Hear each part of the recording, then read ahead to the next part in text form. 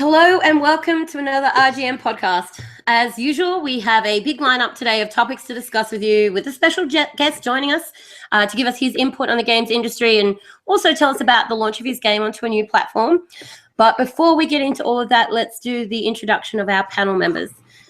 By now, you should all know me, Bella Ryse. I am the editor-in-chief and director at RGM.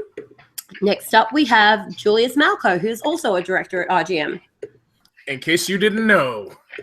Indeed. We have Eric Jackson, who is one of the senior writers at RGM. Hello, everybody. And we have Kris, who is the creator of Volgarr the Wants to Kill You and Make You Destroy Your Controller Viking. Hello. Now, we will have Anthony Ascue, our resident funny man, joining us shortly. He's running a little late getting home from work, the real life stuff. And unfortunately, Christian Allen has had to send his apologies today. However, he will be back with us next fortnight. So as usual, let's just get straight into it. The 2016 Video Game Awards. We've had some really interesting choices for Game of the Year come up. So the top runners at the moment are Doom, Inside, Overwatch, Titanfall 2, and Uncharted 4. How do we feel, A, about those as being the front runners for Game of the Year, and B, how they match up against what we had in the running in 2015? Well, Doom, yeah, I mean, Doom's, I guess, up there. Overwatch, definitely. Titanfall 2, I think that's a little early, but I guess anyone that's played Titanfall 1 kind of knows what to expect there in terms of the gameplay and all that stuff. Uncharted 4, definitely, I agree with that one. Inside, I never got a chance to play, but anyone that I've had a chance to talk to who has played it says it's a pretty good game for an indie, so I'll have to give that the benefit of the doubt. Yeah, I have mixed feelings about Inside, but we'll get to that. Yeah, that's not bad for an indie. I know, right? I mean, what's an indie game? Bring up there and Game of the Year. We'll get to that. Yeah. Yeah, I was gonna say, I've played pretty much every game on there except for Overwatch, and I've only played Overwatch when it's been free. It's just, and it's nothing against Overwatch. I just, when it comes to time and what I have time to game on or whatever, I personally like to have a campaign in the game, and it doesn't take away anything with multiplayer. But the multiplayer parts of it that I did play, or when I played for free, it was really good. I mean, it's beautiful. It seemed fun. I just know how much time I have to spend on multiplayer games, and I was putting my attention to other places. Yeah, fair enough. Fair enough. What about you, Kris? What do you think about the contenders? Well, I've sunk many, many hours into all of those games, including Titanfall 1, and a lot into Titanfall 2 recently. I also, by the way, played through the entire campaign and a bunch of multiplayer for the new Call of Duty game. Interestingly, to go off topic here a little bit, the Call of Duty campaign was, I think, the better one they had in many years. But I wasn't a big fan of the multiplayer. I think they lost some stuff there this year. Titanfall 2, same thing. I think it's a wonderful game if it's standing on its own merits. I think it's a fantastically wonderful game. But the problem is that they have Titanfall 1. And Titanfall 1 did quite a few things better as far as a multiplayer game went. Although they didn't have a campaign put into it, the multiplayer felt a lot more polished. But then again, this game just came out, so there might be some room here for them to roll with the punches and make some tweaks and stuff. Doom is a fantastic game. Played all the way through that. It's a really good game, but it doesn't really stand out to me. Personally, I think it's a fantastic game, but it didn't like, I don't know, do that extra step that I think a game needs to be considered a game of the year. And I think Overwatch, out of all those that were presented, is that game. That game is just beautifully well done. It plays fantastic. I've sunk a lot of time into that. The characters and all that stuff is really cool. The abilities are cool. I do think it's kind of a bit of a bummer, though, that if you're not a competitive player, per se. I mean, you can play the non-ranking ones or whatever, but even if you do play the non-ranked matches, like for instance, I said how I was late here for like 5 minutes or whatever because my 1-year-old daughter decided she had to poop, and if you start a match in Overwatch and you bail because you spill a drink on yourself or have to pee or your kid has to, change your diaper or something like that, you get penalized. You come back and you're like, oh, well, the next 10 matches I don't have 75% XP because I had like an incidental thing happen. Life happens, so you're gonna get penalized for it. Right, and it's not very forgiving. It sucks. But I understand that when you play ranked matches and stuff like that. You play ranked matches, and that sucks because you got a team relying on you. But if you're in like a pub group or something, that shouldn't really piss anybody off. But no, I don't know how many times I've played. I don't know how many times I've played Rainbow Six Siege, and you got guys in the corner facing the wall, and it's like, guys, like, I punish you. I'll kill you myself.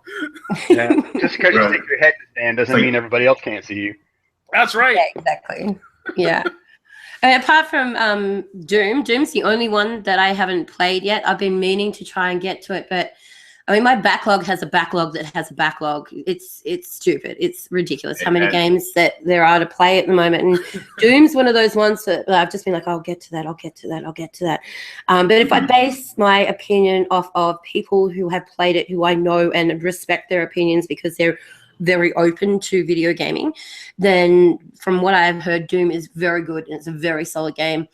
Overwatch, I thoroughly love it. It is vibrant, it's fast-paced, it's funny, it's quirky, it's a little bit cheesy at times.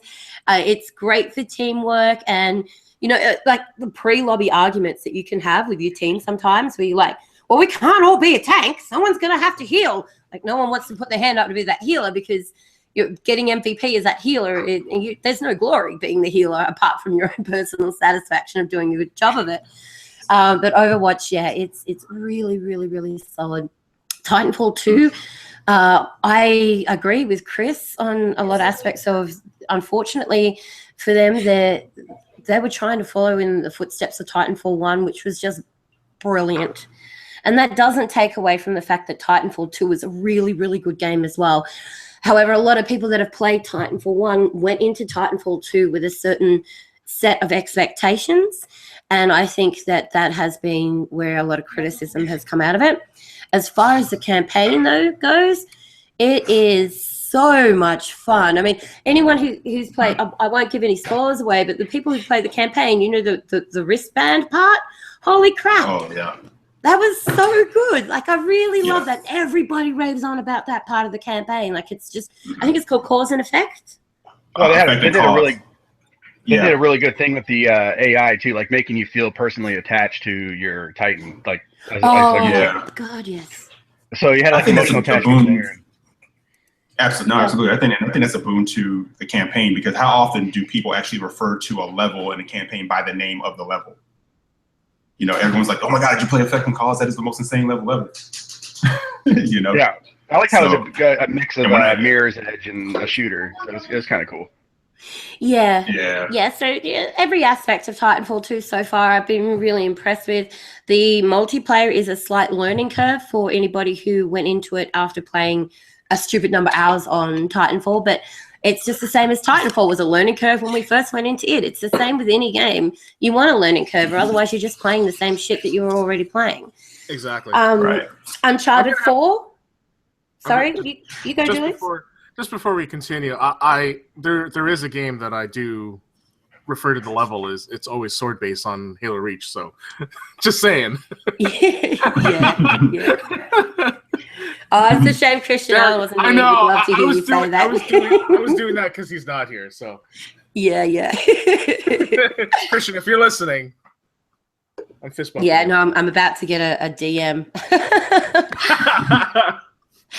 So Uncharted 4, I thoroughly loved Uncharted 4. And this is coming from somebody who hasn't had a PlayStation for, I think the last PlayStation I had was the PS2 that was the grey one with the pop top on it, or was that the PS1? That was PS1. PS1. All right, so that was the last PlayStation that I had until I got my PS4 around about this time last year. So going into Uncharted, it was my first exposure to the franchise, and I have to say, like, it's brilliant. It made me go back and buy the Nathan Drake collection because I wanted to see more about this story between the characters and how it developed, and the gameplay was a lot of fun, and it just did a really brilliant job of it. So I can totally see why those games are up there as well. Now moving on to Inside, which is a game that I put on yesterday at about 9 o'clock in the morning, and I think I sat in front of it solid for like 3 or 4 hours until it finished. I didn't move. I played it from start to finish. The entire game was just so captivating, and the fact that there's no dialogue, I think, is one of the things that makes it so easy to immerse yourself in, because you're not focusing on character development or anything like that. You're focusing on this eerie, dark, scary setting and this boy that you just want to protect, and so all the puzzle solving. And I want to be really careful about not spoiling the end for anybody who hasn't played it yet, but a lot of people have said that they put the controller down, they walked away from it and like, wow, that was amazing, that was mind-blowing. I put the controller down and I was disappointed, and I wasn't disappointed in the game because I think the game was phenomenal. I was disappointed because I'd spent hours focusing towards getting to find out what the hell is going on, and the way that it wrapped up for me wasn't the closure I wanted from it. But outside of that, the game itself is brilliant. So you got No Man's Sky. Yeah. I don't know if I go that far. No, I actually really like that game too. But yeah, you get all the way to the middle of that, and it's like, oh, okay. but I get the parallel though. Yeah. I'm trying to be really careful not to spoil it for anybody. And there've been other people who've gotten to the end of it and they're like, are you kidding? That was an amazing ending. So depending on what your expectations are when you go into it and what you as an individual need from the story, it will depend on what kind of feeling you get when you get to the end of the game. But the fact that so many people can play it, walk out of there with different interpretations and different feelings on the way that it wraps up, really shows just how brilliant the game is in allowing you to have a individual experience and to interpret the messages in it in your own way. Yeah, it's very much like a book club game. Like if you all played it and you sat down with 5 to 7 people, you would have a really deep discussion. And I think that's the brilliance of it, whether you cared for the ending or you didn't, or you thought it was amazing or you thought it was whatever. It's that whole series of events that lead up to that final moment that you're kind of like, the hell did that mean? That was crazy. That's a reaction, where some games give you that definitive ending and you walk away kind of going, oh, that was trash, or that was awesome. I like that. I like that.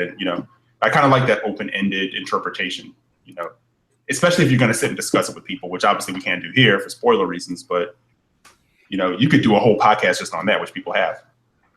I like your indie book club idea. You get Oprah's Indies. Yeah. Exactly. You get an indie. You get an indie. You get an indie. Everyone gets an indie. I think that's a really good idea, though. Maybe that's something that we could look at doing once every month or so. We'll all sit down and play, the same indie game, and then come back and have a discussion. That way, anybody who joins in the chat, you're coming in knowing it's full of spoilers. Join at your own risk. Yeah, because you definitely got to pick a game that can be done in a set amount of hours. You can't. I don't know if you can do a book club on The Witcher 3 because you're like, what part are you at? I'm like, I don't know. I went off on a tangent somewhere. And yeah, this is very true. This is very true. Yeah. So. Okay, so the second part of that was, how do we feel that they match up towards what we had for 2015? So can anybody remember who won what? Yeah, I'm looking right now. So I'll give you the rundown if you want. Yep. Yeah, go ahead. Oh, yeah, I've got them here, but you do it. Oh, go ahead. Okay. No, go on. Well, we have the. And you keep. The Witcher 3 WoW. The Witcher 3 WoW Hunt. Bloodborne. Fallout 4. Metal Gear Solid 5 and Super Mario Maker. Wow. Okay. So, you see why I bring that up, the comparison for the games that we had on the table last year versus the comparison of the games that we have on the table for this year. And that doesn't mean that any of the games that are up this year aren't good games. They are very solid games. So that's a big contrast. Yeah, it is. Huge contrast. And I know by virtue of Bloodborne being on there, a lot of people were kind of like saying, well, why wasn't Dark Souls 3 on, the Game of the Year nomination? Because it earned a lot of accolades. It broke into a whole different audience that maybe shied away from it from the first 2 games. Yeah. I think this year it's just been like we've been really spoiled. We have and this is going to go brilliantly into the next thing that we're going to discuss as well. But I think that we have been really spoiled with, we do have so many really good games. But as far as like blockbuster hits go, like last year we had The Witcher and we had Fallout 4. Now those are 2 massive 400+ hour games. Now you can get 400+ hour out of the multiplayer section of things like Titanfall 2 and Overwatch. But as far as like, big wide worlds that you can immerse yourself into go, it doesn't really seem like we have anything that's come out this year that is deemed as being good enough to go in a running for Game of the Year. So it's interesting. It's interesting to see that shift. Yeah. Now, I kind of want to agree. Julius said it when we first got started. He thought Titanfall 2 was a little early to be on a Game of the Year list, right? Yeah. Well, I mean, it's late in the year too, right? So it's kind of like, well, at what point do you go, hey, this game just came out and now it's going to get Game of the Year? It's like, well. Right, because I know some people were saying Gears of War 4 should have been on, and my initial thought was, well, it's kind of early for that. And I was reminded, well, Titanfall 2 was there. And I'm like, well, yeah, duly noted. That's true. And Gears of War 4 got, their reviews that game is getting and the accolades is ridiculous. It's insane. And then the fact that it isn't on there with some of these other games, it's, kind of sad, really. It is. Well, because, like, Titanfall 2's, like, people are saying it's not selling well, right? And they're even, like, they're not talking about a sequel, another Titanfall game of the series, when really they should be, because it is a good game and it's got legs, in my opinion. Do we think that part of... Sorry, you go, Kris. There's another thing that really kind of bothers me about Game of the Year stuff anyway, to begin with, as the system, because there's the games that are still coming out, like the big holiday games. There's still games that are coming out, like Dead Rising 4, and there's a couple other, big games that are going to be hitting before Christmas, and they never get included. And then they don't get included next year. They don't get included next year either because they came out technically this year. So that's, they just get lost. Yeah, which is really unfair. Do you think Last Guardian's coming out this year? It did go gold, so it's meant to come out this year, but I had my money on another delay. Just for humor's sake, another delay would be great, just to see. I think so. I think, you know what, if I was the head of that studio, I'd be like, come on, it's been 10 years we've been delaying nonstop. Can we not just do it one more? It'll be really funny. The other thing is, if Titanfall 2 is on there, Battlefield 1 certainly belongs on there. That's another fantastic shooter. I've put countless hours into that, and it's a fantastic game. I'm still grinding through that. Yep. Yeah, and then campaign on that was wonderful as well. Yeah, I was really, really, really surprised to see that it wasn't up there for Best Game of the Year. It is up there for Best Game Direction. It's one of the nominees along with Overwatch and Doom. But yeah, I was surprised that it wasn't actually included. It's getting some kind of recognition. That's good. Yeah, it is. So it's being acknowledged. But and I think they're also in the running for Best Music and Sound Design. Cool. Definitely. And you think part of that is, well, we can't have like 4 shooters on there, because you already have 3. Yeah. Because from what I understand, I haven't played Battlefield 1. But from what I understand, I said the same thing. I was like, I have not played it, but from what I hear in tracking it, people are all about that game. Why isn't that on there? And like you said, it's well, they're also in the running for Best Action Game. And so Gears of War 4 is in the running for Best Action Game as well, along with Doom, Overwatch, and Titanfall 2. So Doom, Overwatch, and Titanfall 2 are just dominating the nominations. Right, but no one cares about that. People only care about the Game of the Year nomination, it seems.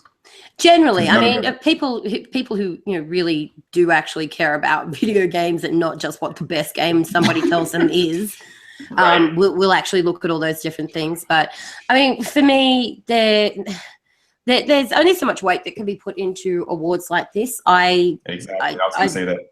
I think the criteria just seems to change from year to year, and Yeah, it's always nice to see what does come up and always to see these awards and watch the different development studios have their 15 minutes of fame and stuff like that. But as far as actually using that as something to base my opinion on what I'm going to buy a game on, no.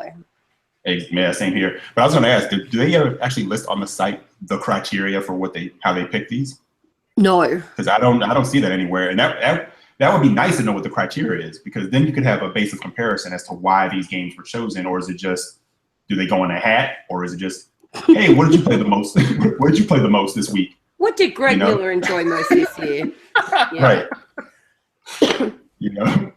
I think there's a panel of industry people that choose, right? Yeah, correct. Oh man, they got to take that to the audience, man. It's like, yeah. Well, that's what the Golden Joystick Awards are for, which we're going to get onto later as well, because they're ones that are voted on by the people instead of by the industry, and they're ones that I think.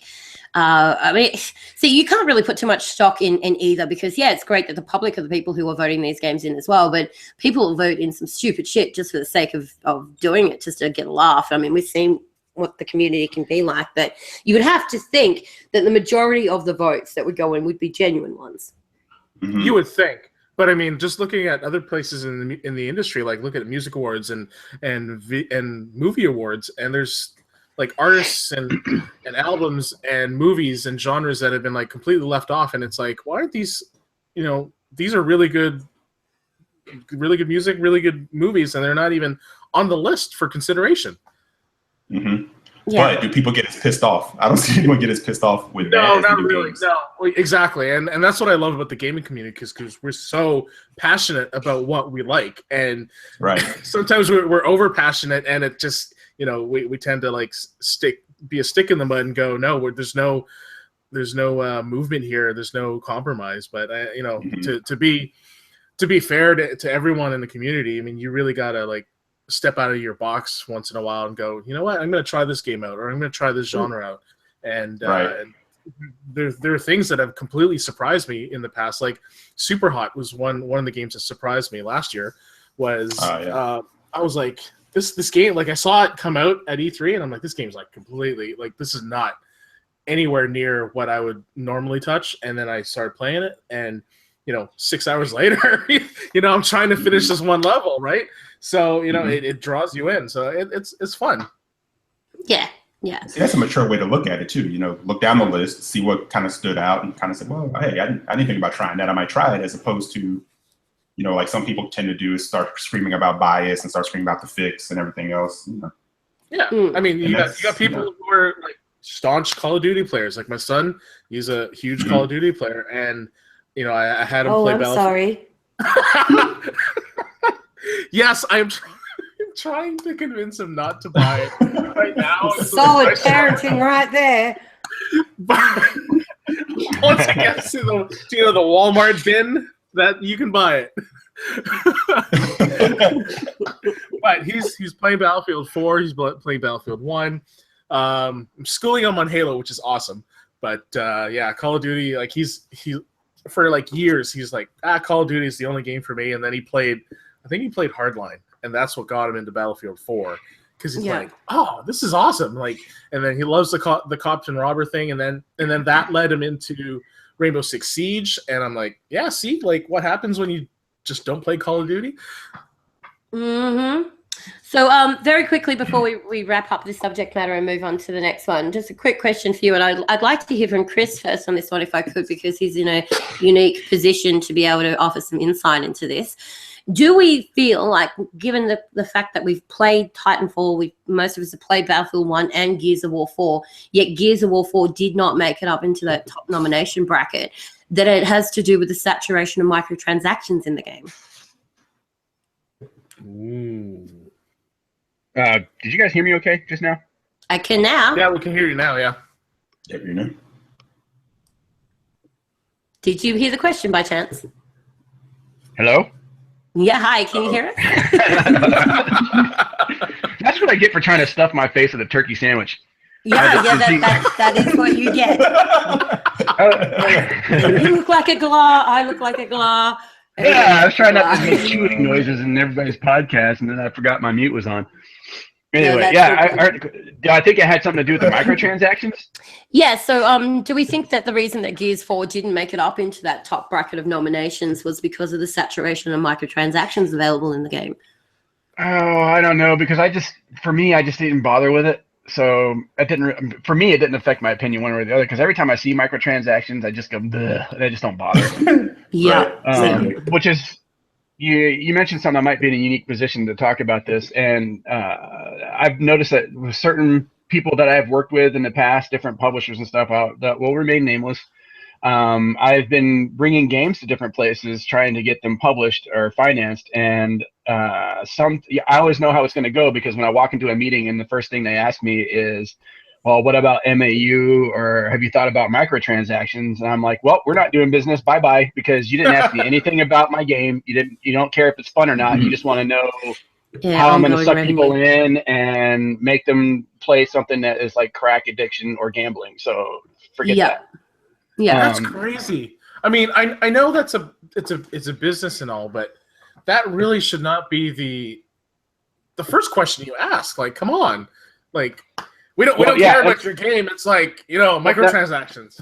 Nowadays in meetings and stuff, if you don't approach those, you say, hey, this is my game, and if you don't start talking about that in the first 5 to 10 minutes, then they will start just looking at their phone, surfing Facebook or whatever, and then they'll ask you about it. And that's like basically, yeah. So that's the way it is these days. So half of them are like that, and the other half aren't. So it's, for me anyway, trying to find the places that aren't. And to answer the question about Gears of War 4, anytime I see stuff like that, I just kind of try to block it out, because I just think it's dumb. I think it's greedy, and a lot of times there's not a lot of games out there that do it well. I can't fully answer your question about Gears 4 because I block it out. Like, I wanted to play the game so bad that I was just like, I'm going to ignore that aspect of the game and try to enjoy what I can. Yep, fair enough. I mean, I haven't even looked. I've had the game since a week before release. I haven't even looked at what the micros are. I know they're there, but I haven't even looked at them. I just have no interest in it. There's enough of the game there for me to enjoy that I don't need microtransactions. I don't need a glowing fluorescent pink gun cover with, purple veins through it that fires out love hearts instead of bullets. I don't need all that. Anthony would love that gun. Speaking of Anthony, he has actually dropped a quick note in for us to let us know that, sorry, I couldn't make it on time. I was running late to the voting booth to try and get my vote in for Hillary. Stupid Facebook has been slacking with reminders lately. First my mum's birthday, now this. Voting was several weeks ago, man. Damn it, Anthony. He's relying on Facebook to remind him of all this. Yeah, you had one job. You had one job. To vote for Hillary. That's great. Oh, wow. That's fantastic. We lost because of him. Yeah, right. It was that one vote. Yep. Everybody in the chat section turns and looks at Anthony. I think I just lost half of my fan base for laughing at that joke, but whatever. At least you're not Kanye West and didn't vote. Yeah. No, right. Oh, if you don't vote, you don't have an opinion. So I guess it is an opinion if you don't vote. But anyway, it frustrates me when people don't vote, and then they have a lot of crap talking that they got to do. Yeah, well, that's right, because we have an opportunity to have a say in how our future is going to pan out. And if you don't take that opportunity, regardless of whether the choices are bad and worse, you need to have a look at what's best for you in the long run out of what's bad and worse, and have your say. And if you don't like either of the top contenders, and vote for somebody else, well, let's not turn this into a political conversation. Back on to video games. So because we do have two sets of different game awards to discuss, I'd like to break that conversation up a little bit and invite Kris to tell us a bit about the launch of Volgarr the Viking on PS4 and PSVita. That happened. It did happen. Yeah. Congratulations. So, thanks. Well, it's been a little rocky. There's some things that we wish might have went a little bit better, but that remains to be seen if it'll be corrected or not. But anytime you launch a game on a new platform that you've never actually done anything with before, it gets kind of tough. But Microsoft, it was pretty easy because they have a DirectX-based system, so going from PC to that wasn't too difficult. PlayStation's got some different hoops to jump through that we weren't 100% prepared for, and some of it was on us, some of it was on them. So we got the crashes that we had initially launched. We had some crashes with the leaderboard. That was one of the things that we didn't expect because their system's different and slightly different than we expected it to be. But we got a patch out for PS4 today. It was just a couple days after the game launched, so we're pretty proud of that. We're all going to probably sleep a little bit after the podcast. So the game's mostly functioning now. I mean, we know that there's other things that we need to fix in the game, but it's going to be good for most people at this point. That's what you try to shoot for rapidly. We'll probably do one more patch after this, but we're take our time and address all the little tiny things. Well, that's cool. I've always wondered, the porting process between, like, if you're developing on PC and going to Xbox and other platforms, and just like the difficulty between the two. So you're saying it's relatively easy going from PC to Xbox because the DirectX 12 libraries are exactly the same? Very, very similar. So yes, and there's a reason for that, because when you develop for Windows and then you develop for Microsoft's other platform, Xbox, and you hear them talking in the news all the time about how they want Xbox to be the same experience across all platforms, like PC, Xbox, Scorpio, S, all that stuff. And they really mean that. So the back end for developers, it becomes a very easy, or the Windows Store too, becomes a very easy thing to do. And it actually just benefits everybody. The thing with some of the other consoles is they're fantastic hardware, awesome hardware, but they don't have the same software expertise that Microsoft has. So it's a little bit more challenging in a way that it's a little bit more old school in the way that you make software for those platforms, that you have, very specific things hoops you have to jump through. I can't really go into it too much. NDAs and stuff, but it's a little bit different and a little bit more challenging. That's not to say bad. It's just a different challenge. Right. The one thing that I'm most disappointed about with Volgarr is that when we launched the game, there was a mistake with getting our game out on time. It was supposed to be on the 15th. There was a mistake on Sony's end that didn't get it out on time. So they got scrambled to get it out the next day. And when it actually did hit the store, we didn't get the new game front page featured like all new games get. We just got immediately buried. So I'm hoping that that's going to get corrected. Because it's hurting. It stings. It already stings because people are like, didn't you say your game was out? It's like, it is, but you have to search for it. Like, they're going to the front of the store and they're not seeing it as a new game. They have to like go into a couple menus to find it, and that's really bad. But anyway, I'm hoping that they'll fix that. They may not, but I hope they do. It's kind of the same way with Steam. Steam used to be a way where it's curated, right? That's one of the reasons why you release games on consoles of dev is that they're curated, and you're supposed to get that time in the sun. And Steam used to be that way, and now that's the big gripe that all the devs have is that you put a game on Steam, and not even 4 hours later you're buried off the page because 15 other games came out like right after you on that same day. And that's why Sony and Microsoft are supposed to be great for devs. Is you're supposed to get your week in the sun or at least a few days on the front page or something like that. There's a new game that comes out, whether you're indie or AAA, you're supposed to get the same amount of time. Well, that's cool. So we're supposed to see how that goes. Yeah. Unfortunately, it didn't work out. How do you feel about the comparison or the analogy that Volgarr the Viking is the Dark Souls of indie games? Well, if everybody didn't say that so much, I probably think that's flattering. But so many indie games say we're like Dark Souls, but then they're not, and then the games come out like bad or broken or something. Everybody like that seems to be like a trend with indie games. Like, well, it's like Dark Souls, but it has this. And unfortunately, that's I think it might have been flattering at one point, but now it's kind of like I wish people wouldn't say it's like Dark Souls because then they're like, oh yeah, you're just another one of those guys. And I'm like, yeah, well.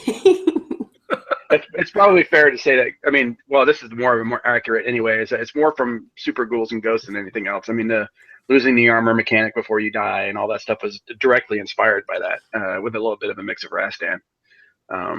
But any game nowadays, it seems like anybody who's 30 and below, plays a game that's got a little bit of a challenge and doesn't handhold, they say, oh, it's like Dark Souls. It's like, this Forza game, man. It's like Dark Souls.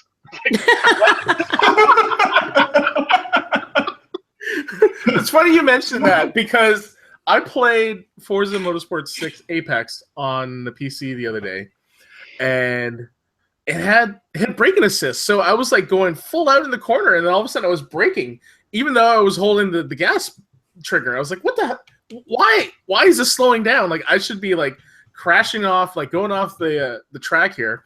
So I'm like, I can't play like that. Yeah, but I hear you. I totally hear you. Like, you get a bit difficulty, and people are like, no, next, move on. Yeah, it makes me want to, in my games, like, if I try to make games that don't have difficulty settings. Like, it's a game that is a very specific experience, and you either want to play this game, you either want to buy this game and play the game as it was intended, or you don't buy the game.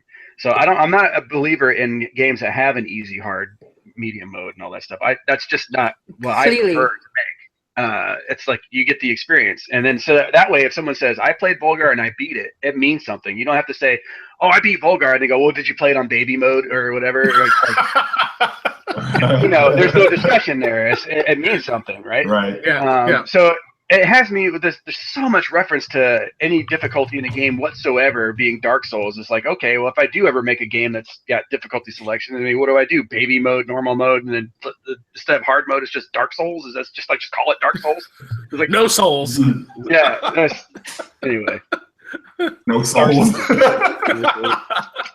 Oh, dear. Or just a middle finger icon. Yes, that would be awesome. Somebody clicks it and it's like, what? You like take a step and you like die instantly. WTF mode. And there's yes, that would be awesome. Like, there's no reason, no rhyme or reason. You know, like, I hit forward and I died. Like, every time it's like, don't there's a Flash game that was out a while ago. It's like, don't kill the puppy, and if you like touched any of the keys on the keyboard, the puppy exploded or something. Oh man. Oh god. There's been a couple of times that I've been playing Volgarr, and like I'll get to a stage where like I'm literally screaming at my TV, "Why do you hate me so much, Kris? Why?" The game is just infuriating, but it's addictive and it's fun and it's well done, sir. Well done. I think Volgarr is saying the same thing. Like, Odin, why? Why did I answer this call? Good, bro. Because he was broke. Oh god. Tough times in the Viking economy. Okay, I got it. Yeah, he's broke. So to recap before we move on, can you just remind everybody how they can get Volgarr the Viking in the regions and prices for PS4 and Vita, and then the other platforms that it's available on? Oh, okay. Volgarr the Viking is currently out on PlayStation 4 and Vita in the North American regions. That's a lot of countries. It's like 20. It'll be coming out in EU, PEGI-controlled regions sometime in December. We're ironing out the kinks at the North American release before we submit all the stuff for Europe, as we should, so it goes smoother.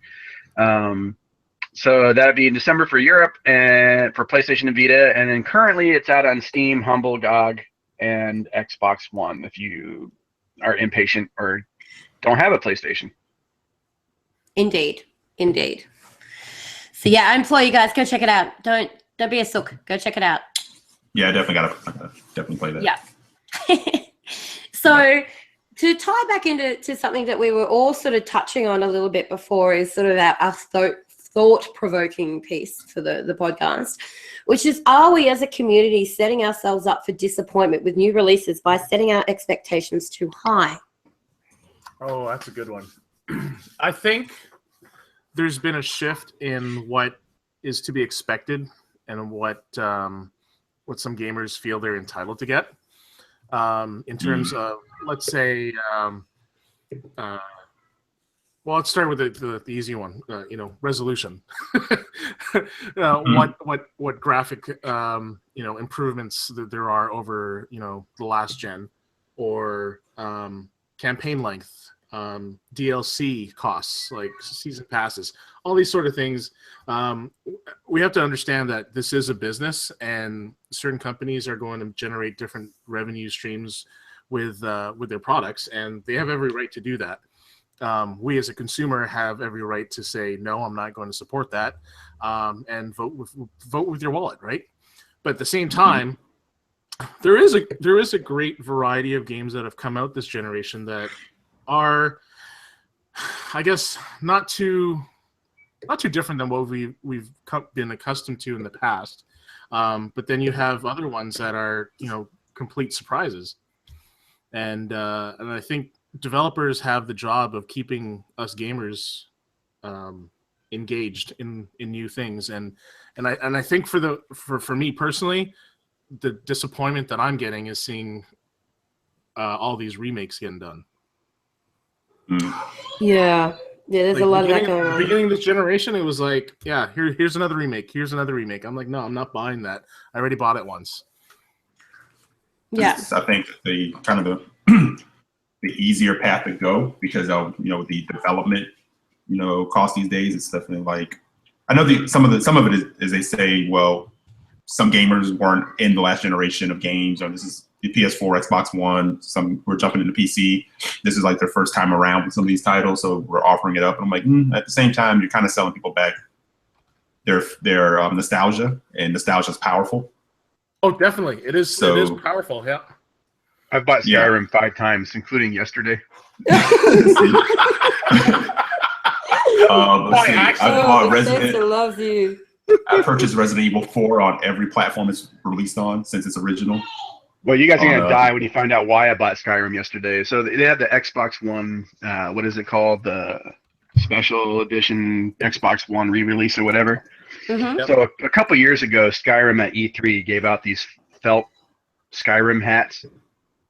You know what I'm talking about? It's like the swag hat that they gave out at E3. It's like a little felt helmet, like the Dragonborn helmet.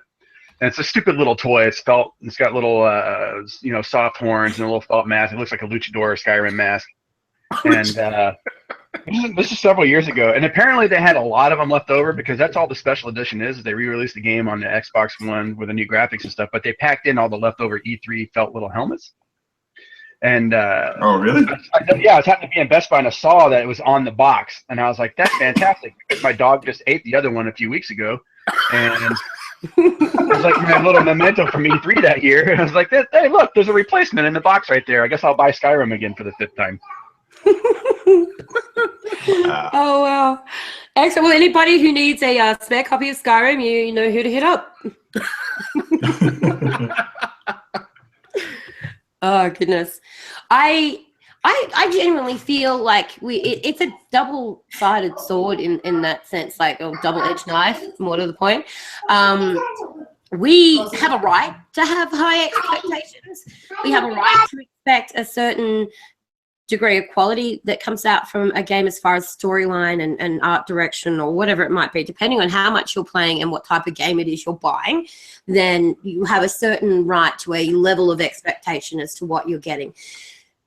But that's only if you educate yourself about what it is you're going to buy. Like if you blindly go in and buy a game just going, oh, everybody says this is great, and then you hate FPS and you pick up Battlefield 1, like it's kind of on you, So the other side is that if we continue to have stupidly ridiculous high expectations and we criticize absolutely everything for not being graphically pretty enough, or not being long enough, or not having good enough achievements, or it's not 60 FPS, it's only running at 30 FPS.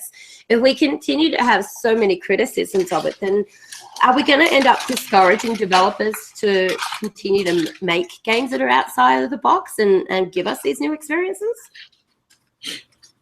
Oh, that's a good question, because people continue to bitch, especially where some of these exclusives come in, but then not show up to support them. Yeah. So I think from a third-party multi-platform standpoint, we're always going to get what we get with the holiday releases, the multi-platform releases, and they don't tend to try to break outside of the box of what they do, because they keep delivering what the people want, but the new experiences, I think you're absolutely right. I think a lot of developers are gun shy about new experiences, well, this or is new why IP or anything like that. The games industry as a whole, from a developer standpoint, has been fractured. We used to have, I don't know if you guys remember this or not, but I've been making games for a long time. So there used to be this system in the video game world where you had AAA, you had budget titles, and then you had the movie titles, and so and handheld stuff. So you used to have these different wide-ranging budgets and risks, right? So the AAA games would be millions upon millions of dollars. You'd have, let's say, those would be 25 million plus. Excuse me. And then the movie titles would be around $10 million or something like that. There's B tier, right? And Yeah. you know, the developers that got those movie titles, don't get me wrong, they tried their best to make a really good game on a very low budget and a very tight timeline to make it out with the movies. A lot of gamers don't appreciate how much work went into those, but a bastard amount of work went into that stuff. Those are the kind of games I used to work on for a long time. I love the Matrix series, man. Yeah. So sometimes you get hits and sometimes you get misses because you just get lucky or whatever. But I mean, those games are at a really tight budgets and timeline to get out. So you had the big budget games, $10 million about movie games or whatever. If you're lucky, you get that in a year to make. And then you had like the handheld games, which are like $1 million or less and 6 months to a year to make. But what happened is you had this indie revolution that kind of came about. Publishers stopped making movie games. They just didn't want to invest the money in that anymore. People weren't buying the movie games, so they stopped. That whole B tier kind of went away. And for a long time, that's been gone. But now what you're starting to see is that the indies are starting to creep into that. For a long time, it used to be just very simple, small games that indies were doing, and then the big AAA. But now you're starting to see larger 3D production indie titles, which are starting to fill that space, that medium space of like $10 million or less type budgets, for those games. And that's one of the things that we're trying to do as well. Not Crazy Viking, but this other studio that I just started, is to start to fill that space and go, hey, look, just these guys that made these games on the, they're talented people that made these games on these budgets. They didn't go away. They're still there, and they can work on an original IP for that same amount of money too, and it's less risk. So why not try that? Yeah. Thank God you're doing that. Thank God that exists, because I can't imagine a landscape where there's just shooter after shooter, adventure game after adventure game. Right, so that's the next big turn that you guys are going to see. That's the next big evolution you guys are going to see, is that indies are going to start to fill that space, and that's going to be the new big thing that comes in the 5 years. So that's where your originality and your risk is going to come from. Smaller budgets. Now, would these games be as polished and as ginormous as AAA giant games like Witcher and stuff like that? No, most likely not. You might get a big surprise every once in a while like that from an indie studio, but that's usually going to be, a group of 5 guys who are in the college dorm room who don't have any responsibilities or bills, and they worked on it for 6 years or something like that. Right. So you might get something like that, but very infrequently. But it's starting to build up, and the more successful that the indies become, the more money they start to get. The funny thing is that sooner or later, if you fight monsters, you become a monster. That whole saying. Indies are growing so rapidly, and a lot of them are becoming very successful, that we as companies have to be careful that we don't turn into just more AAA big studios thinking that way, doing those things, because that is kind of what happens to you if you aren't paying attention. Like in my instance, we set up rules saying our studio will never be bigger than X people. We will never work on things that are larger than this, stuff like that. So we keep our ethos. Yeah. So we keep our culture alive and together, and stay humble and hungry. Mm-hmm. Yeah, definitely. Yeah, you have to have that balance, man. And Bella, we've talked about this before, where I'm kind of at a point where I'm actually sick of hearing people talk about 4K HDR resolution, and I'm like, and added power. I'm like, okay, power is great. Games looking better, that's great. I mean, games look amazing now, but what's going to be the experience? What's going to be the gameplay feature? What's going to be the thing that draws you in and makes you want to play? Because like Julius said, I'm going to be highly upset as the Pro goes on and Scorpio comes and whatever may come after that, if we're just getting 4K remasters of the same stuff we've been playing.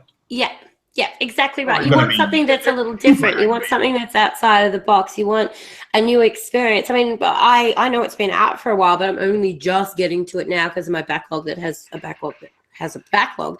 I just started playing this War of Mine last night. I put it on. I was going to play 30 minutes of it. I was on like for 3.5 hours, and my eyes were almost popping out of my head because I started playing at 9 o'clock that day. I played all the way through from start to finish. Then I put on this War of Mine. I look at the clock; it's like 11:30 at night. Like two indie games that are just a little bit different, that aren't what you would expect or normally play, and they captivated me for like 13 hours straight of gaming yesterday. And that's what you want, something different. You can't always play, Titanfall and Call of Duty, and I mean, you can. There are people who do, but you might want to do yourself a little favor and just have a look at what else the games industry has to offer to you, because there is some amazing experiences out there that will make you laugh, that will make you cry, that it just leave you absolutely dumbfounded at the end of them. It's one of the things I think is really. Please sorry, go ahead. No, please.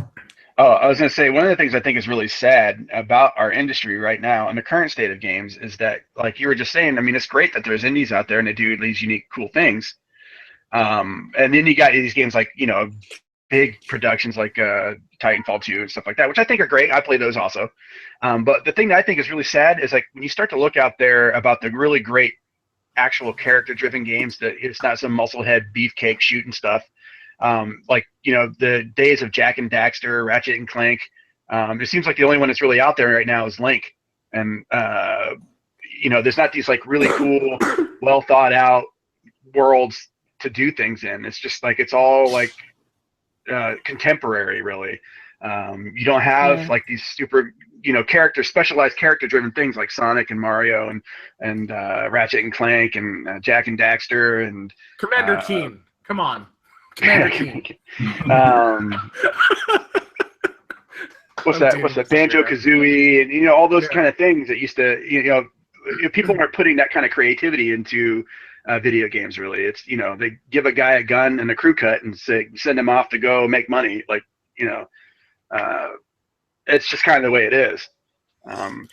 And I'm hoping that we do that. I mean, that's one of the games I'm working on right now is something like that. It's something I'm trying to, hopefully it'll stand out because it'll, you know, be more artistic than trying to put, that's another thing the indies are trying to do. I hope, like we are, is that you can make a beautiful game, because the power of the way consoles and PCs and stuff are now, make a very beautiful game without having to push technical boundaries. You don't have to have the most polygons. You don't have the highest resolution textures and stuff like that. And Overwatch proves that. That game is immaculate looking, and you would be surprised how low poly it is and how low. I mean, it's just masterfully done art. And that's the kind of things that we need to shoot for. And that, I think that'll drive things and make things different as well. Give people that refreshing thing that they're looking for. They just don't realize it. Agreed. But do you find that as gamers coming up are getting into console gaming and PC gaming at a younger age, that they're finding themselves shoehorned into what's the norm and not really mature enough to branch out and see what's out there? I mean, that really depends on the person, right? I mean, I know a lot of people will only watch action movies, or a lot of people only watch rom-coms and things like that. I don't know. That's a tough one to answer. Like Anthony only watches manga, so right. I think as a teenager, I could imagine that it would be quite easy to find yourself stuck in a certain genre. Like if all the kids that you play with at school are playing just Call of Duty, then obviously it's more than likely that you're going to ask your parents to buy you that Call of Duty for Christmas that year so you can play it with all of your friends. Exactly why I bring it up, because I know, you know, at least 10 or 15 of my son's friends, I mean, that's all they play. It's like first-person shooters. And like I got a huge library and a backlog of 360 games that they would love to see, like, and even some of the older Xbox games that I have, like, it's sad that they'll never know a Shenmue, right, or go through Final Fantasy 1 through 15. But do you show it to them though, right? Do they take interest when you show it to them? No, and that's what frustrates me, because that just frustrates me, because I'm like, hey man, like go try out Final Fantasy 7. It's like, is it because they find it ugly? Because here's the thing: 3D games for a while don't age well. Like if you go back and actually try to play an N64 game, man, you'll barf. Oh man! Yeah.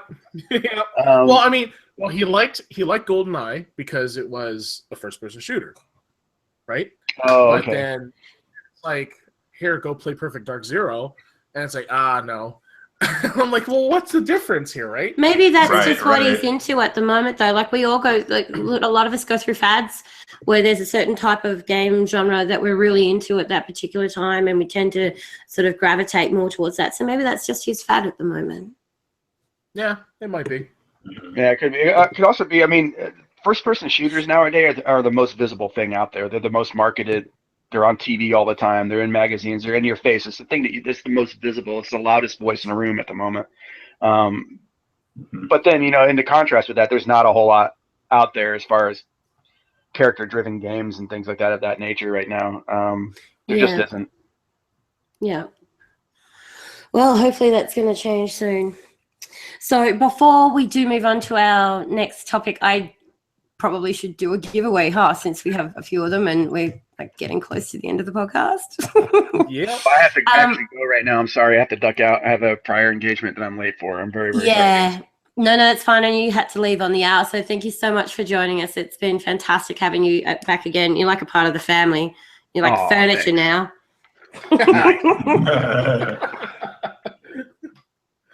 Thanks, Kris. Yeah, no problem. I'll see you Kris, guys. thanks for Thank coming you on, very man. much. All right, bye-bye. Take care, bro. See you. So the first giveaway that we're going to do, and it'll be, so whoever wins it, we have one of our gentlemen in the chat section who's randomly picking a name and he's about to send it to me. What you'll need to do if you're still in the live chat is put in there whether you would like the PS4, the Steam, or the Xbox One code that we're giving away. We have 3 different games. So we have Xenoraid for the PS4. We have Runbow on Steam, and we have Earth's Dawn on Xbox One. And it's just a little bit of celebration of indies because obviously we had our favorite indie developer on today and thought it'd be, fitting that we gave away some indies. So if you are the winner, you need to let us know which one you want, the PS4 one, the Steam, or the Xbox One. And apparently the winner is Scott Matthews. Congratulations, Scott. Right on. So if you can put Congrats, in Scott. the chat section whether you want the PS4, Steam, or Xbox One, so I know which 2 we have left for our next giveaways. And then please send me a message to my Twitter account, and I will organize to get that across to you at the end of the podcast. Games. He didn't even have to beg for that one. Selection is rigged. Hey, I don't choose the names. I have somebody in the chat section who chooses them for me. I can't be paying attention to all of that. Okay, so apparently I'm being told he wants the PS4 game. So that still leaves us with a code for Steam and a code for Xbox One afterwards. Okay, so moving right along to the Golden Joystick Awards. What a name. Oh, man. The Golden Shower Awards. No, the Golden Joystick Awards. Very different things. Yeah. Very different things. My goodness. Okay, so the Golden Joystick Awards, which went ahead earlier this week, are voted by the people. So, gamers like all of us, we put in to say what game or platform that we think should win all of these different categories. And the game of the year, according to the people, is Dark Souls 3. Crickets. Yeah, was anyone expecting that? I'm glad to hear that because I think it's a bloody brilliant game. It is because, I, for one, shied away from the third one because the first 2 were just, time sucks for me and just the difficulty. I mean, I'm that player that plays on easy most of the time. No, I'm just kidding. But I mean, it has a point in time where it's it's difficult for the sake of difficulty, or it gets to the point where it's difficult, where it's absolutely frustrating and you just don't feel like going through it. So going through the first 2 Dark Souls, the third one, I'm like, you know what? Not a glutton for punishment. I've got a backlog of a backlog. So yeah, it's and for it to be a lot of people who call it a niche game, and it is to a degree because it's not for the lighthearted. It's not. No, it's not. For somebody who it doesn't have patience, who doesn't want to sit there and remember patterns and be like, right, so when he swings up this way, I know that he's going to come in with a big wide arc, so I've got to roll, get in, slice, roll back out. And then, when he comes in forwards, he's going to do a forward slash and then a side slash. I've got to duck, jump, roll, duck, slice, roll out. There's a lot you got to remember with some of these bosses. And it's getting those. Like the Radio City musical. Yeah. But you know what? The funny thing is I love shoot 'em up shooters like Raiden. And it's your eyes are bleeding at the end of the level because you don't want to blink and your reflexes are all over the place. And I'm like, how is it that I can enjoy that, but I can't enjoy Dark Souls, right? Like if I was faced with the choice, I'd be like Raiden all day. I guess it just depends on what speaks to you. You know, maybe it's something about the world, maybe it's something about, you know, because it's definitely not for everyone, but I dig them. Yeah, because like Bloodborne is like awesome. I still have to finish Bloodborne, and I hadn't started Dark Souls 3 because I made a vow. I was like, I'm not starting Dark Souls 3 until I finish Bloodborne. So here we stand. Like Bella said, backlog on top of backlog on top of backlog, but add a 2-year-old. So there you go. I mean, you're gonna have to start finishing some games, son, because there's so many games that you're like, oh, I'm not playing this until I finish that, and I'm not playing this until I finish that. I'm like, you're never playing anything again unless you get these games finished. But the thing is like when I start another one and then the other one's not finished, I'm like, It's just, and then if you stop that one, it's like we talked about Witcher 3 the other night. You stop Witcher 3 and then you sit there. When you go back, you're like 10 minutes trying to figure out what the controls were again. Yeah. You know? Yeah. So. Well, here's something that will be actually for some people it won't be a big surprise, but for a lot of people who spend time on the Twitterverse, this will probably be a bit of a surprise. The best gaming platform has also been announced as apparently voted by the people. In first place is Steam. Trash. In second place is the PlayStation 4. And in third place, Xbox One. Were there only 3 trash choices? on top of trash? Those were the top 3. Those were the top 3. No, I mean, everything got a rating. But those were the top 3, otherwise we'd be here all goddamn day. But yeah. You got slighted again. What about that 3DS? That 3DS, baby. That 3DS life. Yeah. Best indie game of the year, though, as voted by the people, apparently was Firewatch, which doesn't surprise me. It's a really good game. One No Man's Sky wasn't there? Not as best indie game of the year, no. Surprisingly, it did not. Most controversial game of the year, right? It Actually, they didn't. I don't think they have a category for controversy. Oh shit! Okay. No, they're not run by Twitter. Sorry. Right. Yeah. But, you know what? The beauty of this is, and as long as there's no like duplication or any fake spam accounts voting for these things, that it is voted by the gamers, right? Mm-hmm. And looking at the list, and I'm like, yeah, you know what? These are fair choices. Pretty legit. I got nothing wrong with it. Yeah. They should add that one category, like you said, the Twitter most trash game of the year. Yeah. People are actually asking who are these people who are voting on it. So the polls, I believe, go open for the Golden Joystick Awards. I think it's like a month out. And anybody has the ability to log on and put their vote in. So anybody can go in and put a vote on these awards. It's run by Games Radar, so if you don't visit the site or don't know about it, now you do. So props to Games Radar for running it. And I think we were discussing before, it's the second longest running games award. I think it started back in, was it 83? 83, yeah. Yeah, that's crazy. Also known as the People's Gaming Awards, which is, to me, a lot more fitting than the Golden Joystick Awards. But it's I mean, that's 34 years. Like, that's almost as old as I am. But then in a way, the video game awards come in and just like steal the thunder from them. And I mean, I don't put too much stock in either of these awards. Right.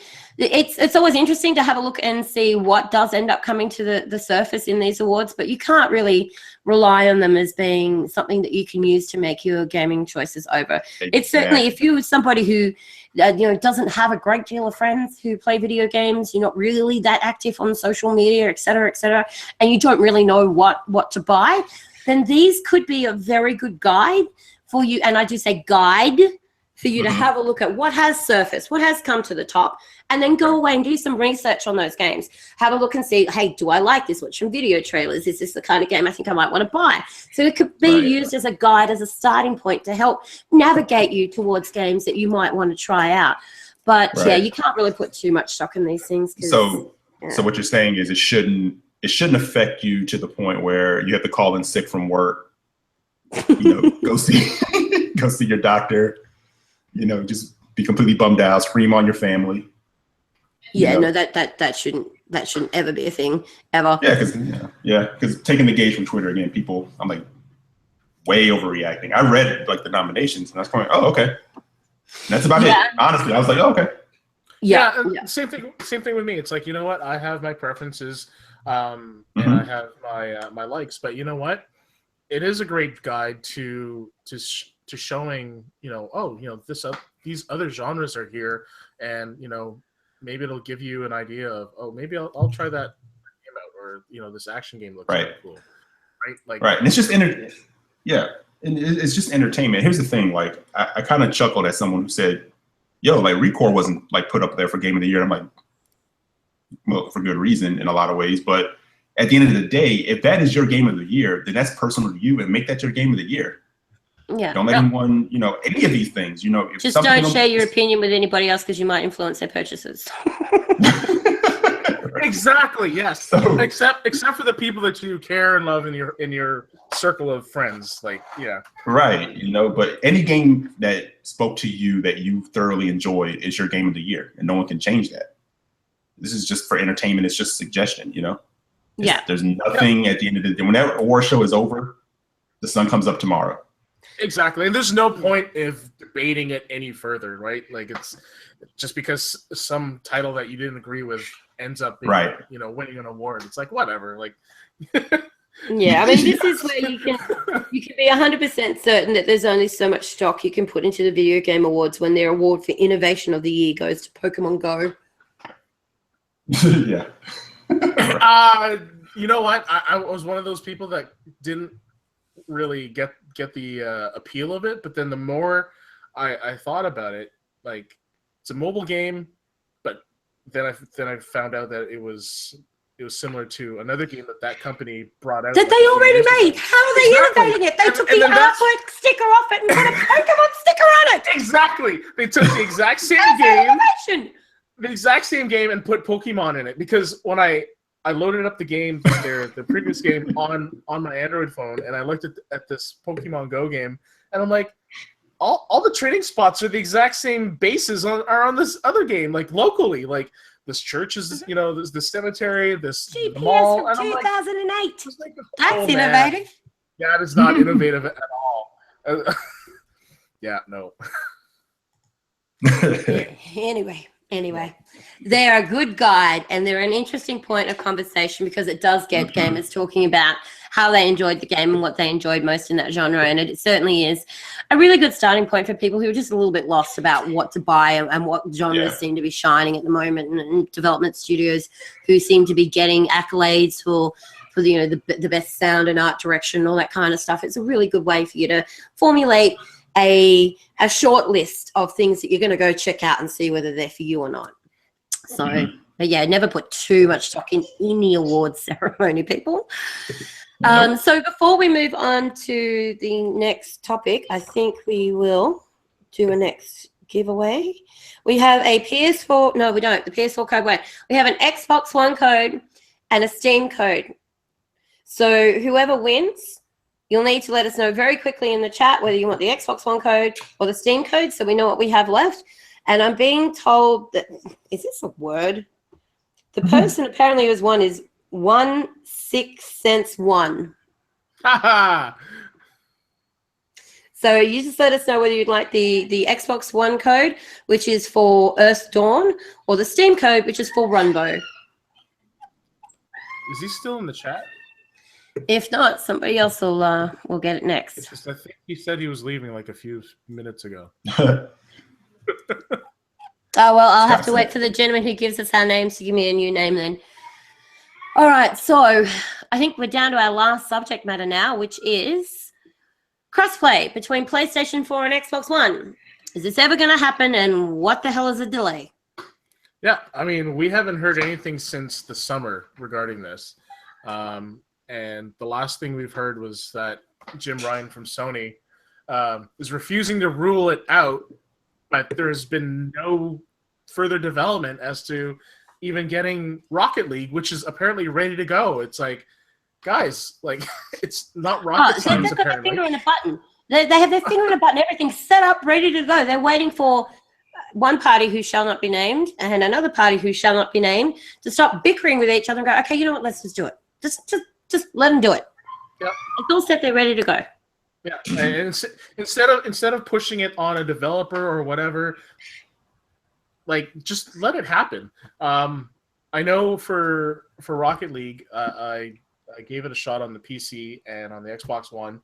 I'm a little disappointed that there's no lobby support. There's only private game support, which is kind of cool because I was testing it locally and we just had like a few people over, so we fired up the PC and created a lobby and it works flawlessly.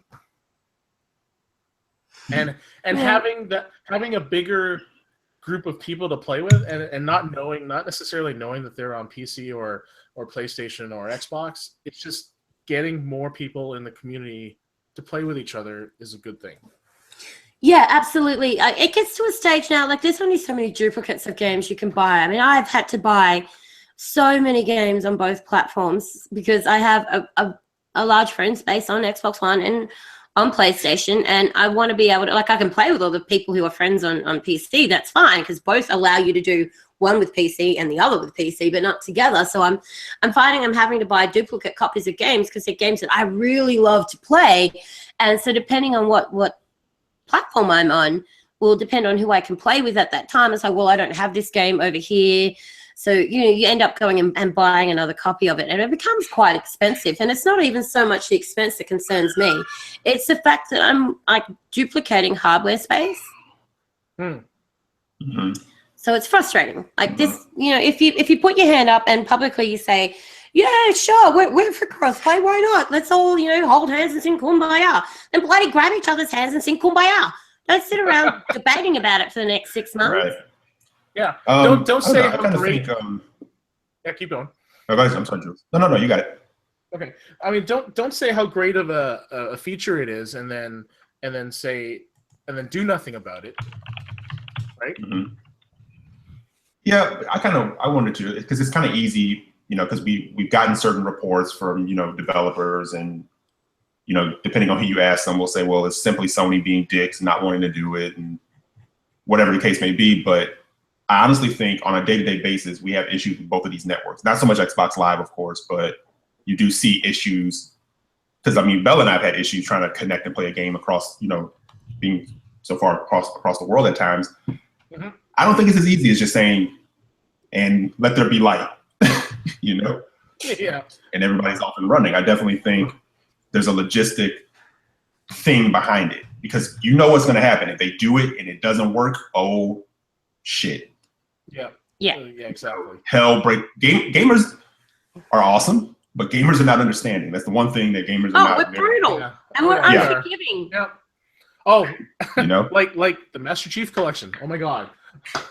Yeah. That knocked the franchise down quite a bit in my eyes. Mm-hmm. Like 343. I'm sorry, I love you guys, but man, you screwed up on that release, and it's still shitty. Like trying to find matches. No, you can't. The only thing that the MCC collection is good for these days is co-op campaign. Yeah, and that's fine. I love the campaign, and I like that I have a digital collection of it now. But that's not what I bought it for, because the multiplayer, the original multiplayer, was so awesome, right? And that's what I didn't have Xbox Live at the time when Halo and Halo 2 came out, so I missed out on that. I had it on Halo 3 and Halo 4, and I never got a chance to experience the first two Halos other than 4-player split screen, right? So being able to play those titles now, I haven't even tried it. Right. Like it's not worth it for me. Well, yeah, because the single player side of it is still great, but also Gamer was saying, like it is as easy, especially if the developers host it on their side. I'm like, that could be true. Part of that could be true. Like I know the Rocket League guys said they're ready to roll, but that may be their specific situation ready to roll.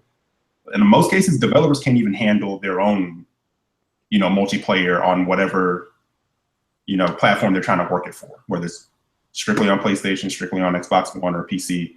They all at some point have an issue. So can you imagine trying to get both of these to talk when one, Sony could be a little bit concerned about the shakiness of their network at times?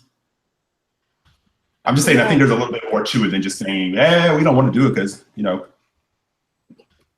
Oh, obviously, there's going to be a lot more to it. There's going to be a lot of things that behind the scenes that we haven't even considered yet that are going to be slowing it down. But what would be really nice, and I don't know if I'm expecting too much, is a little bit of freaking visibility.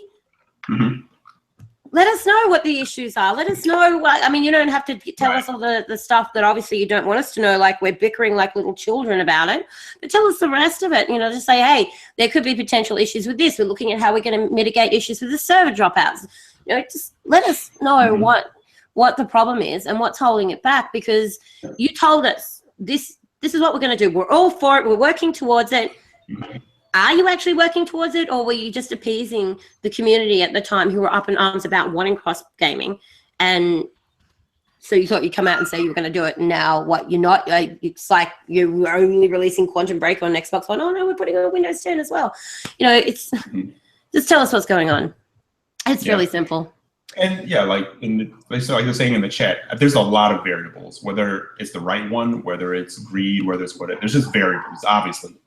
But no, you're right on, Bella. It's like, and also just said too, you can definitely test it. There's definitely developers willing to try it, and why not give it a try? Exactly. I'm just saying there's probably a little bit more to it than just one side is being like a dick and the other one's like ready to go. Because I know some people made it about that, like, well, Xbox is willing and they're ready to do it because they're awesome, and they're the fucking worst, so they don't want to. Sorry, I didn't mean to curse, but I just think it's a little deeper than just that.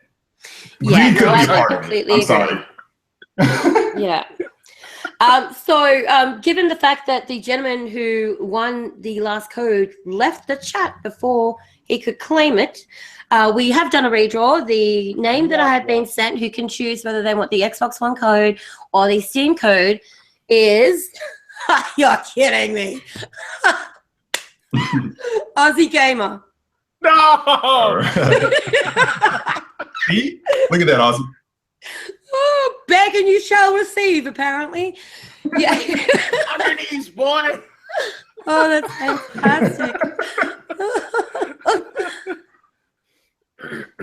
Pardon me. So if you could please let us know if you would like the Xbox One code, which is for Earthdawn, or the Steam code, which is for Runbow, and then Xbox all the way. Okay, so he's taking Earthdawn, which leaves us with Runbow on Steam. So what we're going to do, because obviously everybody in the chat isn't going to be somebody who plays on Steam. So what we would like you guys to do before we quickly wrap up is, if you do game on Steam and you would like to be in the running to win a copy of Runbow, just type into the chat section #Steam, and that will give us the ability to choose who we're going to randomly select out of that to give the last code to. So before we do wrap up for the night, we obviously like to do a bit of a around the table in the chat section as well, and just ask the gamers that are there if there are any questions in particular that they would like to ask, if there's any subjects that have come up throughout the week that you're hoping that we could have a quick chat about. So take this moment to quickly pop that in the chat section. But apart from that, gentlemen, why don't you, while we're waiting for that, why don't you both tell me what games it is you've been playing this week? Eric, you want to start? Oh. No, you go ahead, bro. Okay. So I had the pleasure of building or rebuilding a PC that was that I bought off a friend of mine. It's an old AMD Phenom 2 X6 1090T. It didn't have a video card in it that was worth playing anything on. I think it was a 6870. So I'm like, it's not a DirectX 12 card. So I wanted to see just how powerful it was to run some of the new Windows Play Anywhere games. So I put in an R7 360 in it, and I was surprised. Killer Instinct at 1080p with everything on, it couldn't quite handle. But if I dropped it down to 900, it was fine. It looked identical to the Xbox One version. I was quite surprised that Forza Motorsport 6 Apex actually works in 1080p. No lag, nothing. It's flawless. I had an issue with an AMD driver that was installed, and for some reason it was just bad timing on my part. The very next day that I after installed the game, AMD updated the driver, and as soon as I updated the driver, it stopped crashing on me. So those are the two games that I've been trying out, and I've been, just trying to find see just how these older budget PCs can handle some of the games that are available now on the Windows 10 store. So it's kind of cool to get back into PC gaming. Very cool. I think I'd like to do that one day, but yeah, it's just the funds right now, This little kid of mine likes to eat, man, like nonstop. So. I hear you. Hey, you know what? Whatchamacallit? Trackmania is on for super cheap on Xbox One right now. Yeah, and if you own it on PlayStation 4, you can actually play the VR version of it if you have a PSVR. Ah. Oh, no way. Oh, yes way. Yes, have you tried it? It is insane. Oh, yeah, see, Trackmania, like, since I was a PC gamer first, like, that was one of the first free games that I love to play, and then seeing it now out on console, I was like, yeah, I gotta pick that up for $20. It was man, in VR. Oh, that would be amazing. That's on the radar. I just gotta write up my thesis and plead my case to the wifey. Along with all the other stuff that I want to get, Yeah. No, I hear you. So yeah, it's a few month process. You just have to throw yourself on the sword and lay yourself on the mercy of the. Do you have TPS forms you fill out? Yeah, pretty much. Like, you should fill out Form B, Section A, on the reasons why you really need this. I'll have Bella talk to her. Bella will convince her. There you go.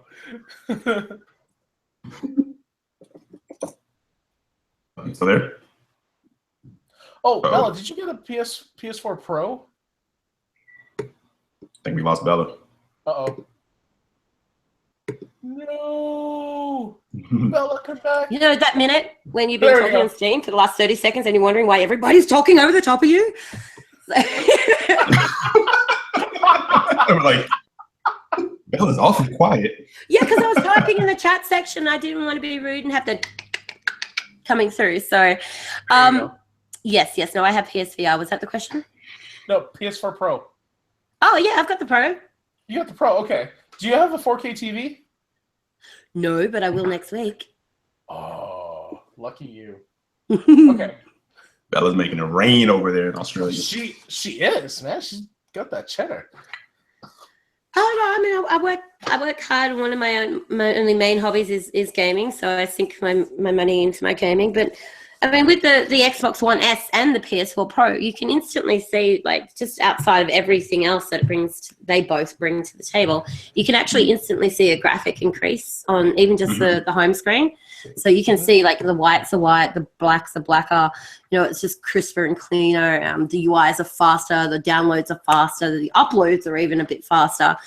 Nice. The UI is, it just feels slightly less clunky. So yeah, there's a lot of benefits to both. But what I was trying to say before is before we go on to what Eric and I have been playing, the only person who's put in the chat section the hashtag Steam thing is Oroto. So you know what, dude? You win the game. It's yours. Send me a message. I'm pretty sure you've won a game on here once before, so you know the drill. You know where to message me. I'll talk to you after the podcast. You know how we do. You know how we roll. Yeah, you know how we do.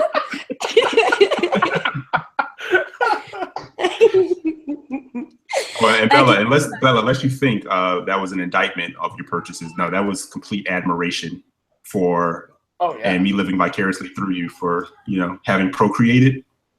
That's right. I choose not to reproduce so I can own nice things. I just had to go and procreate, Just had to make this whole species thing continue to move forward. Yeah. I did it. I did it 3 times, and now I can't have nice things. So Julius sees his kid run by. He's like, "There's my pro." Yeah, that's exactly. My pro just ran out the front door. I look at my son's new Curry, and I'm like, yeah, that's an Xbox One S. Julius is like, Yeah, he's like, come here, 4K. I mean, I'm sure that there's a love and experience that you can only get in your life from having children. I feel that every time I look at my Xbox One S and my PS4 Pro. No, they don't talk back to you. There you go. You're real children. Exactly. They don't talk back to you. They don't run on the wall. That's right. They do what they're told. They're they're responsive. They're always there for me. And when you say that you want to stop playing, they don't go, no more again. Exactly. When I tell it to switch off for the night, I'm done. That's it. I'm done. Right. It'll even put me to sleep with a nice little mix of Netflix. What else could you want? Oh, man. These people out here having babies and having to clean up diapers and bottles at 3 a.m. You got that shit wrong. Buy an Xbox One. She's hugging her 4K TV at night. Yeah. Come downstairs at 3 o'clock in the morning just to give it a little pat and make sure my 4K TV is sleeping well. Yeah. Bella sits next to the TV. She's like, I will not eat green eggs and ham. I will not eat this. Good night, dear. That being said, I did see a good deal for one of these off-brand 4K TVs. The name is Hisense. Their H8 series, 55-inch. I think at Best Buy in the U.S. is like under 600. And there's a guy on YouTube that did a video with the input lag, and he was playing Call of Duty, and there's no visible input lag to the TV after the latest firmware update. So I'm like, $600? That's still under $800 Canadian. So that's better than for 55-inch smart TV. That's a great deal. Which one is that again? Hisense. That sounds like a daddy special. That is a daddy special. That is one of those things your wife would go, yeah, I'm okay with that. Because Hisense actually bought Sharp America last year. Right. And they're based in China, and they basically got all the technology from Sharp. So I have a Hisense TV now, and it's been great. Yeah. The picture is great. Oh my God, you two are so retro. It's adorable. Yeah, 1080p is so retro. Oh my God. Yeah. All these 4K zealots now, like everyone's so 4K. Yeah, you guys with your like 2013, 2014 technology, it's so cute. God, I don't think I can associate with Bella anymore. I have completely updated Bella. I have iPhones. The only thing that's not updated is my TV. I need a 4K. I have all my consoles. I don't have the S yet or the Pro. But yeah. Yeah, well, before we wrap up real quickly, ladies and gentlemen in the chat section have done us. We've requested and popped in a couple of questions for us. Aussie Gamer would like to know, what have we picked up from the Black Friday sale so far? I picked up Trackmania. Nice. I was going to pick up Titanfall 2. I think I still might do that before the end of the weekend. I'm not sure. Fair enough. What about you, Eric? Have you had a chance to look at them yet? You've been pretty busy. Yeah, I was looking over them last night, when we were on party chat. I'm toying with Deus Ex. I definitely want to pick up this War of Mine, since we were talking about that. Yeah. I have Metro on the PS4, but I actually might hand that over to my cousin so he can play it, and I might pick it up again on Xbox One for $6 to get both of those games. Nice. That's a steal. That's a steal. And so there probably a couple of those. I still have to go through and kind of see where I want to throw those dollars around. And I know there's another round of sales coming. So there is, and the PlayStation 4 ones are yet to come as well. I'm looking forward to that. The trailer's out, and it's an interesting trailer to say the least. But yeah, the trailer's out, so that's not too far. What did I get? I picked up Dangerous Golf, Inside, Grow Up, This War of Mine, Mad Max, the Metro Redux bundle, and is that it? Yeah, Mad Max is a great pickup. I'm actually playing that right now. That's a great pickup. I did look at Song of the Deep, and then I just thought, I don't know, it's not really my style of game. So I think I passed for the moment, but the more I think about it, the more I want to go back and just grab it and give it a go anyway. So I probably will go back and get that. But I mean, as far as your, your Titanfall 2s and Gears of Wars and all those kind of games go, I've got them already. So I was mainly looking at just beefing up my indie collection and also just picking up a couple of games that I hadn't previously had a chance to actually get to and now are just like stupidly cheap. So I picked up like, I don't know, 6 or 8 games. Yeah, I was actually also looking at Dying Light. I never got around to that one, but it was always on my radar. B Money has also asked that have we seen the new Sony ad, the King ad, and what do we feel about the message in it? I have not seen it.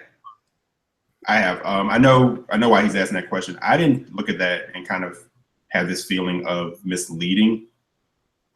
Because only for the fact they didn't tout it as a holiday, like these are the games coming at like this holiday or whatever. I know kind of what they're saying is, again, we have these games coming, and I know right now their MO has kind of been, or for people has been, greatness delayed or whatever you want to call it. So I kind of look at it like they're selling you on the promise of what is to come, because they do kind of tend to hit their stride later in a generation as far as some of their bigger hitters. So I just kind of looked at it again. I just went like I did the Game Awards. I looked at commercials. Oh, that's interesting. They're still doing the live action thing. Okay, because I already have a PS4. So for me, it was like greatness awaits whenever they come. Because again, backlog on top of backlog on top of backlog. I don't sweat where those games now type stuff. That's just me personally. Because for me, it's a marathon, not a sprint. In all fairness, when I watched it, I didn't think anything about any of that. I watched it and I was like, oh, these amazing games that are coming up. It's going to be a great time to be a gamer. I'm really excited to play, Horizon Zero Dawn. I want Last Guardian. I want this. I want that. I'm really excited for it. And so it didn't even occur to me to sit back and think about, well, are these games available now? If I wanted to go down to my local GameStop, could I actually go and buy these games? Or could I even buy them during the holiday season? So that never processed with me. And I think that there's a reason for that. And it's because people like ourselves who are on the game scene every single day, we know when these games are coming out, right? So when we see a trailer for The Last Guardian, we know we're waiting to December. When we see a trailer for Horizon Zero Dawn, we know we're waiting till February, March. You know what I mean? So it doesn't even occur to us to go, I can't go down the shop and buy these. We already know that. And I think the main issue here for people who have a problem with the messaging is that they are looking at it in the shoes of people who aren't on the game scene every day, who don't log into Twitter every single day, who don't follow these developers and get updates. For the average Joe Blow who sees that trailer after they've watched the nightly episode of The Walking Dead or whatever, and they're like, whoa, look at all these games, this looks amazing. And so they go down to GameStop expecting maybe that these games would be there. Well, I could understand in that scenario, which would be a minority, that those people would be quite annoyed by that. However, having said that, if you don't spend a couple of seconds to jump on Google, if you don't spend a couple of seconds to ask a question, then whose fault is that? Yours or the company's? Is it a realistic expectation of the company to assume that the majority of us know what's out and what isn't? Right. So that's very, very well said, Bella. And I want to kind of add on to that, because you got a twofold situation there. The people like us who already own it, like you said, I looked at it and went, oh shit, Horizon's coming. God of War's going to come eventually. I don't really look at it in terms of, well, it's not going to be here December. I have too much to play right now anyway. Oh, so, dude, right? Right? Like, is there anybody who feels like they don't have access to enough games right now? Right. And that's what I was going to say. It's twofold, because the person that didn't pick up a PS4 yet sees that commercial. They know they're going to get one. What are they saying to themselves?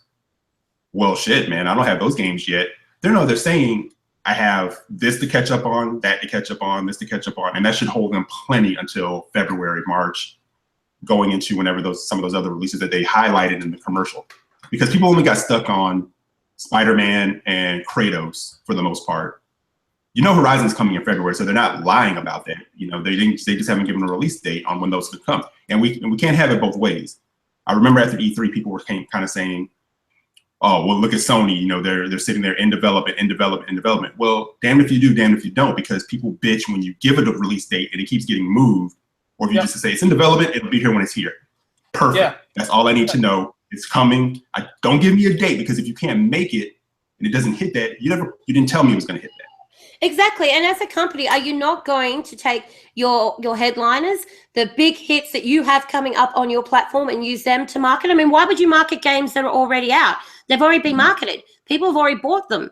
They're no longer interested in seeing the little short trailers for them. They've seen it. They've played it. They're over it. They want to see something new. They want to see what's coming up. So do I have an issue with the messaging in that video?